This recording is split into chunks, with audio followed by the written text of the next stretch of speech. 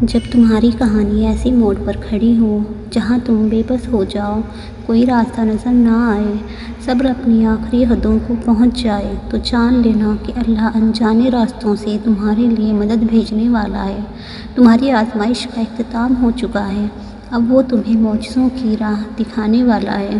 اللہ جانتا ہے کہ کون سی بات تم کو پریشان کر رہی ہے، وہ جانتا ہے تمہارے دل میں کس بات کا خوف ہے، وہ جانتا ہے اب تمہارے لیے صبر مشکل ہو رہا ہے، لیکن اللہ صبر کرنے والوں کے ساتھ ہے، یعنی اللہ تمہارے ساتھ ہے۔ یقین رکھو، اللہ صبر کرنے والوں کو کبھی اکیلا نہیں چھوڑتا، وہ تمہاری مدد ایسے کرے گا کہ تم خود حیران رہ جاؤ گے۔ تمہارا صبر تمہاری آزمائشوں سے زیادہ بڑا ہونا چاہیے۔ پتہ ہے صبر کی انتہا کیا ہے؟ اس وقت بھی صبر کرتے رہنا جب لگ رہا ہو کہ اب کچھ نہیں بچا، سب کچھ ختم ہو گیا، اب آنکھوں میں اور آنسو نہیں بچے، اب دل میں اور برداشت نہیں رہی، اب میں گر جاؤں گی، میرے قدم لڑکھڑا رہے ہیں۔ ہم صبر کو آسان سمجھتے ہیں، صبر ہرگز آسان نہیں، یہ بہت بڑی قربانی ہے، اس لیے صبر اللہ کو سب سے زیادہ پسند ہے۔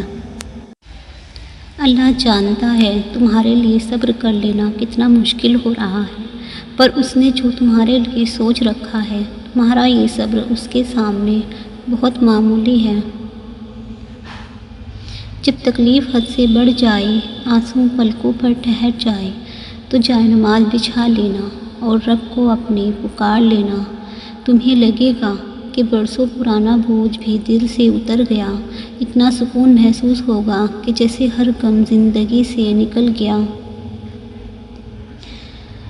سورہ یوسف میں زندگی کا قرینہ سکھایا گیا ہے، ہر رشتے کی حقیقت دکھائی گئی ہے، بتایا گیا ہے کہ جب سب چھوڑ دیتے ہیں تب بھی ایک اللہ ہی ہے جو تم کو تھامے رکھتا ہے اور ہرگز گرنے نہیں دیتا۔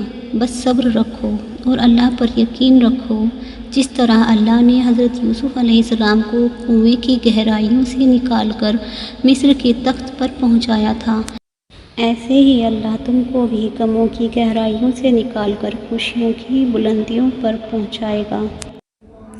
گھبراؤ نہیں، پریشان نہ ہو، نا امید نہ ہو، وہ تمہاری ہر صدا سن رہا ہے، تمہارے آنسو اس کے لیے بہت قیمتی ہے، وہ بہت جلد تمہاری دعاؤں پر کن فرما دے گا۔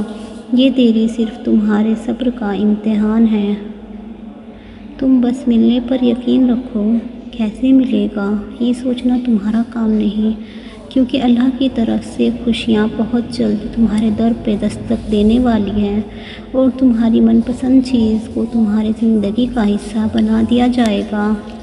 صبر کا دامن کبھی نہ چھوڑنا، صبر جتنا مشکل ہوتا جائے گا تمہارا انعام بھی اتنا ہی انمول ہوگا۔ صبر کرو کہ اللہ صبر کرنے والوں کا ساتھ کبھی نہیں چھوڑتا۔ وہ رب کبھی مکمل طور پر آزمائش میں مبتلا نہیں کرتا، کہیں نہ کہیں کوئی دروازہ کھلا ضرور رکھتا ہے، جہاں سے رحمت ٹھنڈی ہوا کے جھونکوں کی طرح آ کر دل کو پرسکون کرتی رہتی ہے۔ کوئی نہ کوئی آسانی تو مشکل کے ساتھ موجود رہتی ہے۔ دعا صبر مانگتی ہے، صبر انعام دیتا ہے۔ ایک دن تمہاری دعائیں قبول ہو جائیں گی اور تمہاری ساری تکلیفیں دور ہو جائیں گی اور تمہیں سکون ملے گا۔ تب تک تم صبر کرو، اللہ پر توکل رکھو، بے شک اللہ تمہیں مایوس نہیں کرے گا، اللہ تمہیں خوش کر دے گا انشاءاللہ۔